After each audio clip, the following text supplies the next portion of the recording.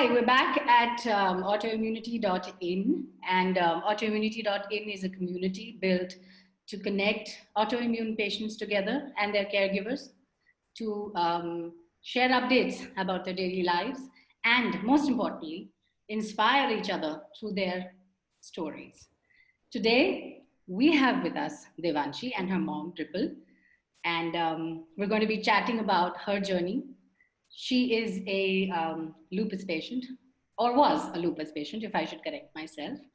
And today she is off her medicines. She is having a wonderful life. And let's go over to Devanshi and find out how this miracle has happened through her journey with autoimmune. Hi, Devanshi. How are you today? I'm good. Hi, Ripple. How are you? Yeah, I'm good. How are you? I'm good. Thank you very much. Devanshi, why don't you tell us a little about yourself? Okay, my name's Devanshi. I'm 14 years old and I'll be a 10th grader in the fall.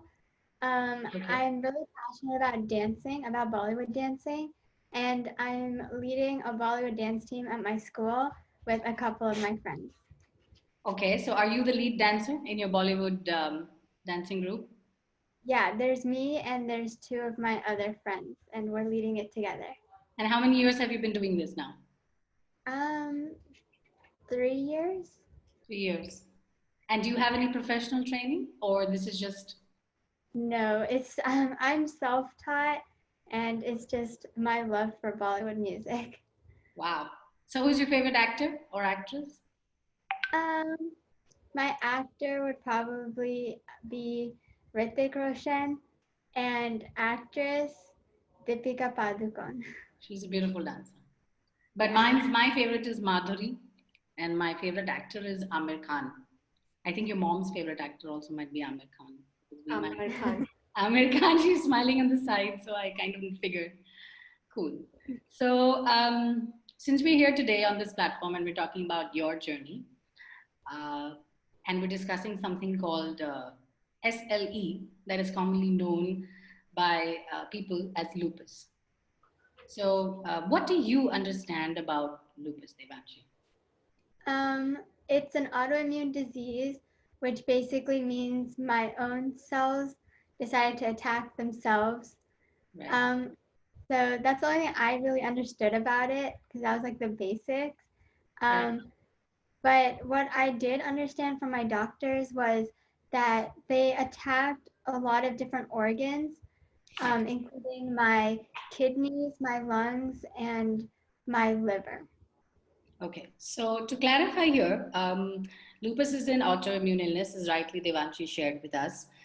There are various forms of lupus that are identified by doctors. There are certain forms of lupus that are very simple, and there are certain forms of lupus that are very progressive.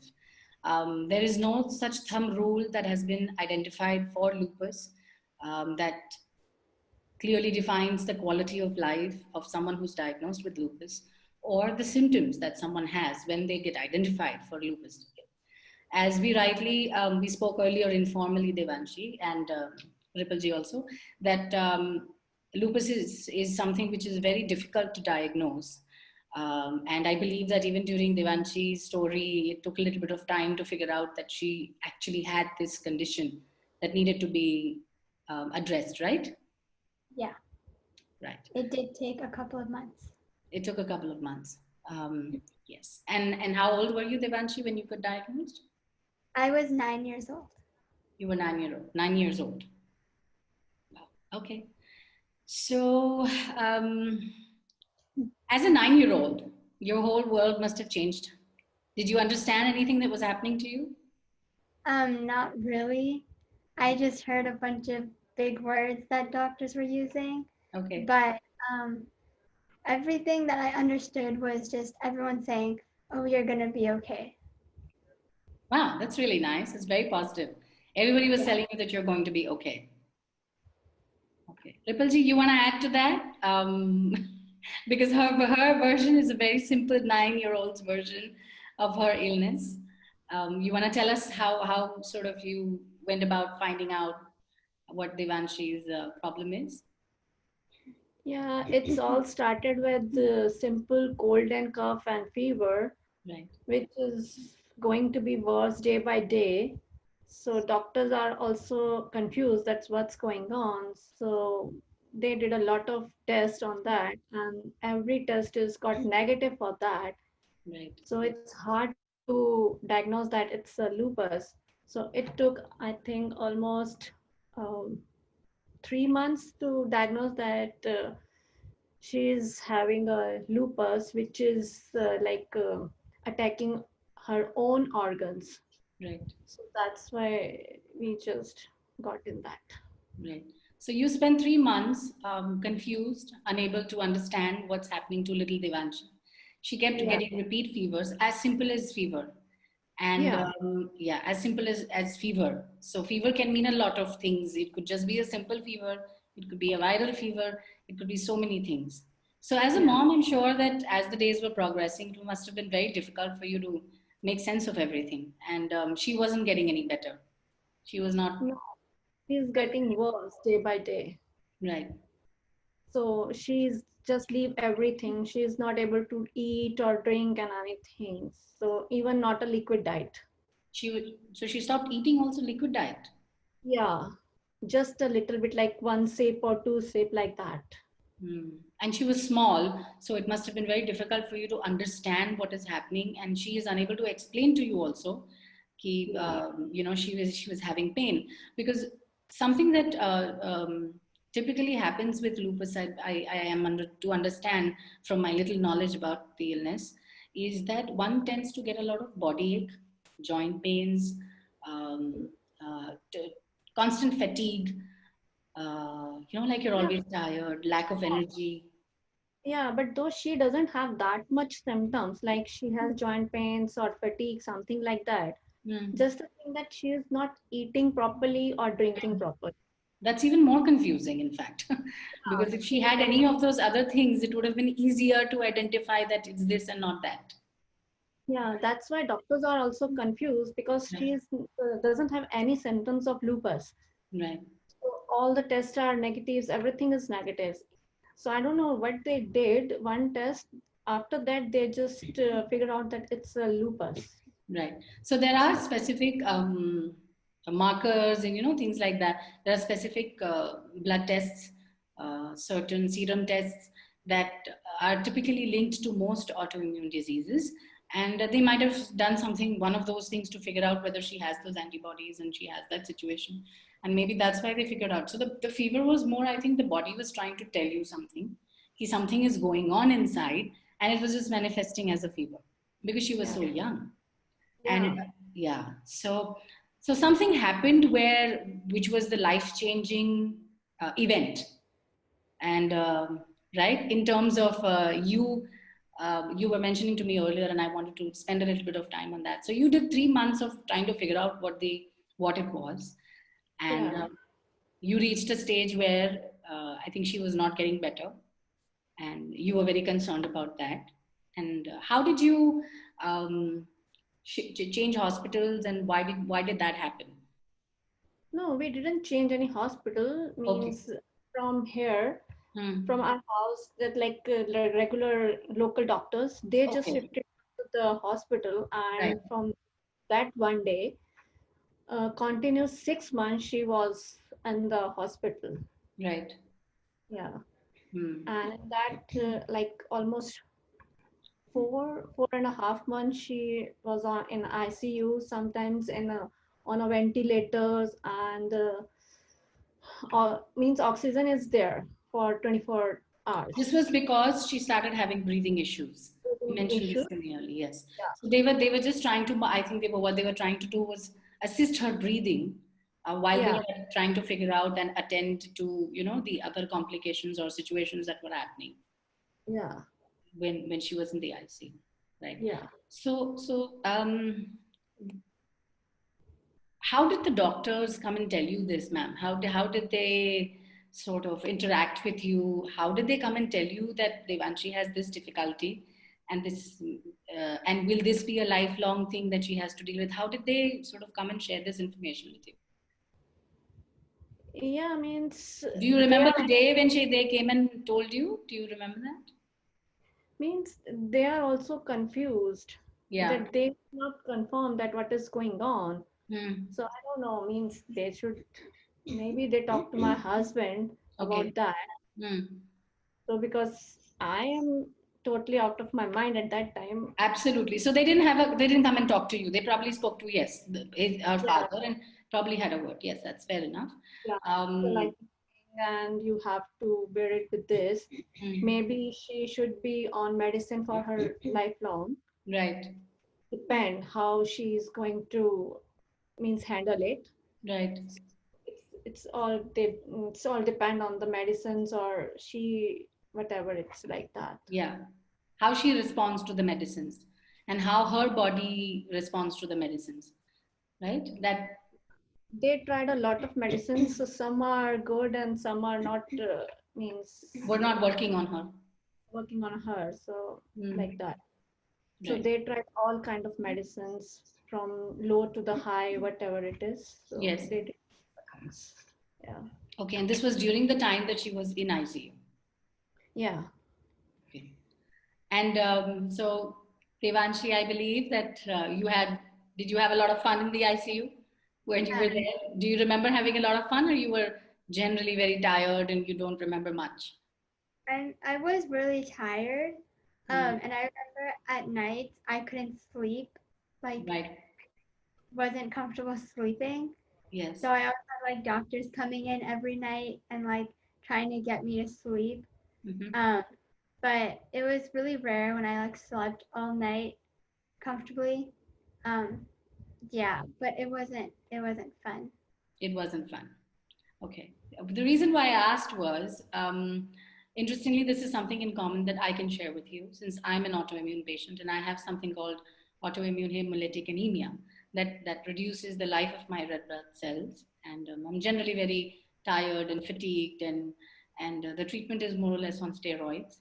And I've been in and out of hospitals most of the time that I've had my this companion with me. So I've been in and out of hospitals, and the thing I'm trying to share is that I too, when I have my flares or my bad days, as I like to call it, I don't get comfortable sleep. So that's another thing which I find is in common between a lot of autoimmune patients, that getting a good night's sleep is like a dream. Um, you know, even till date, I don't get like a complete good night's sleep. So yes, I can totally relate if you remember not being able to sleep most of the nights that you were there. But your mom was always with you. Yeah. Your mom was staying in the hospital with you for 6 months, right, Yeah. Triple G? Yeah. Yes. So she was totally focused on bringing you back home and healthy. Yeah. Besides your mom, did you have any family support there, friends? Um, Um, yeah. Well, my grandma and my uncle came from India, so okay. they were in the hospital with me. And my teacher, my fourth grade teacher, Hmm. she came every weekend to Wow. visit. And she would bring like cards and gifts from like from Classmates. school, from school. Yeah, and I had friends visit often to like play games and stuff, so I wouldn't be as lonely just sitting Mhm. in bed. Yeah. So so those are the fun days maybe, or the fun 2 hours, 3 hours when somebody would come visiting along. And that really made a difference, didn't it? Yeah. So you would have like 2 good days after you spend 2 hours with your friends playing board games or Uno or Monopoly. I don't know what you kids play with these days. But yeah. So and your fourth grade teacher, she used to come every weekend. That's really Yeah. sweet. And she's a non-Indian. Yeah, Yeah. she's white. She's white, and she could really connect with you and really sort of come over and she would hang around for some time. She would stay with you for 2 3 hours, or she would just come and say hello and go away. What was like? She used to spend some time with you. And she just talk about like stuff happening at school. She would take pictures Would she give you and gossip? yeah. Okay, who's dating whom? Nice. Yeah, so I had a great support system in my family and friends, and that's what makes it easier, I think, when we're going through this. But Triple G, did you have a support system She mentioned that you had family there, so that really made a difference for you also, I guess, as a mother. Yeah, And my what mom, happened? my brother came all the way from India, and all the friend circle here, they all supported us. Yeah, They every time they visited us, and they bring food for my husband in the yeah, hospital. important thing. Yeah, Important thing. snacks, whatever they made, they can do it. They did for us, Yeah, so I appreciate that one also. yeah, And even they take care of my older one also. right. That's the thing. That's also so everybody is there for us now. Yeah, that's very nice. And I'm sure this, during this time, the friends that stood by you, you have made bonds for life. I think even Yeah, more than relatives back home in India, I think those friends are more important and more close than the other people, because you don't see them as often. But these people were with you in your trying days, in your tough days.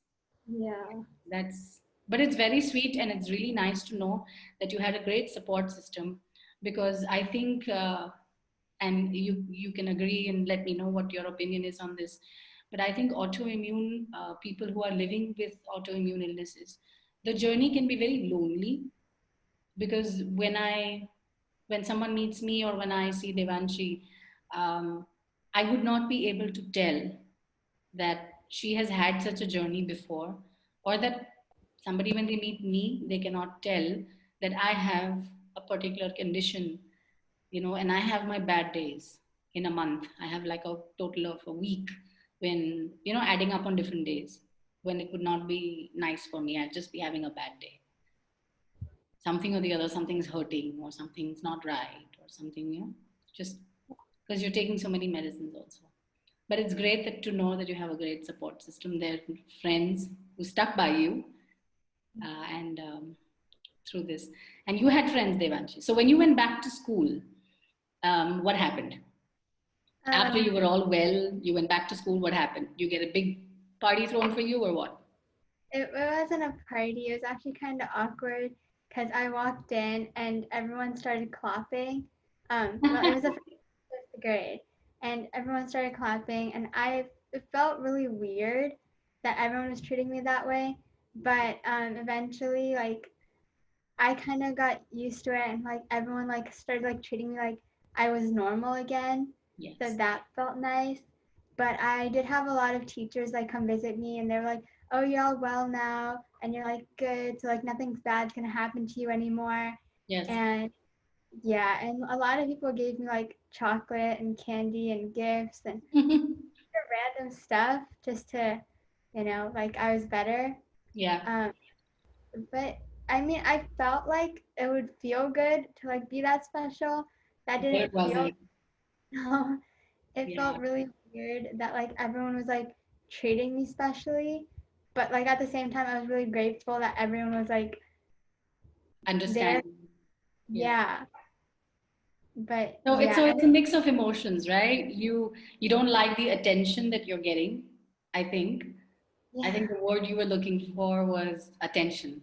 All that spotlight on you was not right. So it made you feel awkward. yeah, But the fact that people were understanding that you had come out successfully out of a very life-threatening situation, and you bravely came out of it along with your mom's support all the way, your biggest cheerleader. And I think it's important for people to know that autoimmune patients go through a very, very difficult journey. It might be for a short period or it could be for a very long period, but we don't like to be treated special. yeah, Did I get it? I said that right? yeah. Yeah. Does anyone refer to that episode in your life today when you meet you, if you have the same friends, or it's just something that happened in the past now? No one really talks about it anymore. It's sometimes like if someone brings it up, I'll just like try to like change the topic and like move on from it because like I don't really like talking about it from the past, and I'm just like, yeah, it kind of happened. Now we're moving on from it. Right. But usually And like a lot of my friend groups changed from then too. So like no one brings it up. Okay. So I must thank you at this point, Devanshi, because this whole conversation is about um, that 2 years of your life, maybe, or 1.5 years of your life, maybe, that wasn't really nice. And it's really, I'm very grateful to you and your family for, um, supporting me in sort of just having this conversation. These are very difficult, emotionally challenging conversations because they take you back to a space where you don't really want to go anymore, um, because you're feeling so good now, and you're healthy. Um, so what are your dreams like now? What do you want to be? What do you want to do? Have you given it a thought where you want to go from here? Yeah, I want to be a doctor when I grow up. Okay. Well, I wanted to be a doctor like ever since I was like 3 years old. Okay. But after this experience, it just pushed me like towards it even more, Right. and like wanting to like help people that way, and how like everyone helped me. I want to like help more people Yes. and like get them out of whatever suffering they're going through. Yes. Yeah, doctor. Doctor. So do you know how much you have to study to become a doctor? Have you researched on that? Yeah, it's like 12 years of school after high school. After high school. Exactly. That's a But lot of. I'm to put in like that effort to like get to like where I want to be. So this was a dream since you were 3 years old. At some point when you were not well, did you think about anything at all at that point in time, that maybe you don't know where you're going to go from here, what's going to happen? Did it worry you? You were very small though. Yeah, like wasn't really like understanding what was going around me, Mhm. so like And I didn't know what to think about it. right, but you were just glad mom was around. Yeah, That was about it for you. Yes, you were very young, my dear, when this kind of happened. And but the amazing thing is that you remember the experience and you're using it today to motivate you and put your focus towards a dream that you had before it, but maybe it was just a dream. And now that you know what a doctor can do for another person, you realize the contribution a doctor can make, and now you want to be that person. Yeah. yeah. So you know which kind of doctor you want to be? Well, now I'm like debating between a pediatrician and a vet. Um, Pediatrician and a vet. Okay. I know where the pediatrician is coming from.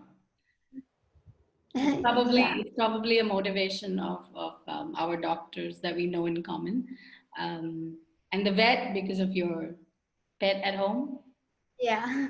because of your love for pets. Okay. Um, does this after this whole thing has happened, at any point in time, did you feel ill again Um, after you came home and everything was good? yeah, it was good. Like I was still taking medications when I was at home for a while. Yes. Um, but like I didn't feel like sick or anything after. And you haven't since then. No,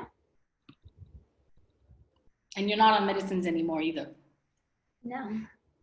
When did you stop taking medicines? How much time after you came home? My specific question is that.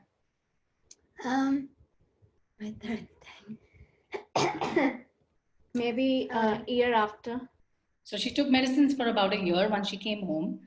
Yeah. And after that, once she started responding well, I think they probably stopped it. So doctor stops all the medicines. Right. Does she still need to go for checkups? Does she still need to keep a No, tab? not anymore. Not anymore. No blood tests, no annual checkups, no. I only go to like my physician for a yearly checkup, but That's for your not like eyes. You go and get your eyes checked. yeah, like the eye doctor, the dentist, and my pediatrician. But those are like yearly checkups. Those are normal checkups that everybody would go for. They're not Everybody. specific to lupus. No, That's beautiful. So some magic was worked by your doctors in the ICU And of course, your mom's support, the big champion and cheerleader who never gave up on you, on the doctors, on the medicines, and I think on her God. She didn't give up on God also. She said, "You better give me what I want." Yeah. Yes, that's the most important thing, right? I think you're a strong believer. So, wow. So you're in touch with the doctors now who treated you then. I'm aware, Yeah. I'm privy to this information. You're in touch with your doctors, and they're more like friends and people who guide you and keep a check on you and ask you if you're doing okay. That's about all? Yeah, they're like the ones I go to if like I have like questions to become a doctor and like, Oh, so they've become mentors now. Wow. They are Any physical, they are sorry, kind of now not a doctors to they're us, family friends. the family friends for us. Yes, yes, that's And true. mentor for Devanshi. Yes, and mentors for Devanshi. Yeah. Absolutely. So, so Devanshi, did you really ever ask yourself why you? What is so special about you that you had to go through this experience? Did it ever cross your mind? Not really. Well, Mm, like maybe in that time it did, not that I remember it, but now it doesn't because I like got through it. absolutely. But if I think about it now, it would probably be like because God thought that I was strong enough to go through it and Absolutely. came out stronger from it. So it was just a little experience just to make me stronger for the real world. For the real world, and maybe remind you why you need to be a doctor, Yeah. to give you firsthand experience, the magic and the wonders that a doctor can bring to a patient's life. Yeah, you Yeah. see it that way? That's really Yeah. nice. It's really beautiful how you're only in 10th grade and you really have sort of the right perspective and you don't worry about what's happened in the past. You're looking at it as a learning, as a lesson, and you want to build on that for your future. It's really beautiful. It's admirable because I think in 10th grade, I don't remember worrying about these things at all. I don't remember thinking about these things at all. So it's really commendable. I find that you're a very mature young lady now. I'm sure your mom's very proud of you. Um, do you do any form of exercises now? Is there sort of you go out and you play, you do Bollywood dancing, you don't get tired. So there's no form of physical limitation. There's nothing. No. Wow. So you can do like a you can play for basketball and it's okay. Yeah. I don't know if you like basketball, but I used to play basketball. Now I play badminton. okay. Yeah. And I play with my dog like all day. So Okay. there's that. I'll like go take him on a run. Um, and I dance a lot. That's Mhm. basically what I'm doing all quarantine. I've been dancing. And Yeah. Mm, yeah, basically it. that's basically it. That's really nice. I'm what I'm taking away from this interview, and I want to share with the people who are going to be viewing this in the future is here are two people who have gone through an experience. Devanshi here has had lupus. I'm going to change my statement. I'm going to say she had lupus. Today she's a wonderful kid, young lady in the 10th grade. She loves Bollywood dancing. She plays basketball. She plays with her dog. And there is nothing that she doesn't do as a normal young teenager, having come out of the experience of lupus. Her mom agrees with me, I think, that it's all in the past. It's all in the past. And from here on, Devanshi is only healthy and healthier, successful to be doctor. Have I summed that up right, sweetie? Yeah. Yes. So we're going to end this right now. And I'm going to thank you once again, Ripalji, specifically to you for allowing me to have this conversation with Devanshi and being sharing your emotionally challenging journey of 2 years with us so that we can learn from it, we can get inspired from it. Devanshi, would you like to tell other people anything? Other people who are maybe living with lupus today? Do you have something Um, to say? Maybe other children who have lupus and who have. yeah, I have three pieces of advice. The Totally. first is don't lose hope. There were times when I was in the hospital and I started doubting people around me because well, I was young and I didn't really understand what was going on, and everyone around me looked confused. So I wasn't sure to trust them or not. Yeah. But a lot of people like around me, like my family and friends, they reassured me that everyone's just trying to make me feel better. So you can't lose hope in like the people. They're just trying to help you. The second one is don't bottle up your emotions, because I know autoimmune diseases, they can be invisible. Like Yeah. if you looked at like someone, you can't tell if they're like feeling sick inside. So just you have to tell someone how you're feeling. No one's gonna know unless you tell them, and they can help you after. And the last one is you gotta find the positive things in life. After this, I realized that it's really important to find the positive things and to follow your passions because you never know when something could be taken away from you. Very beautifully put. It actually sums up a lot of the things, everything I want to say, because it's very true. Very well put. I think this is a brilliant way to end our discussion. And you're a champion, I think, in my world. And I can see why your doctors were so positive about you. Um, and I can and I think you have a very beautiful future ahead of you with a very supporting family, great friends. I want to just ask you one last question. Do you think being in a community like what we're attempting to do here, do you think it helps people?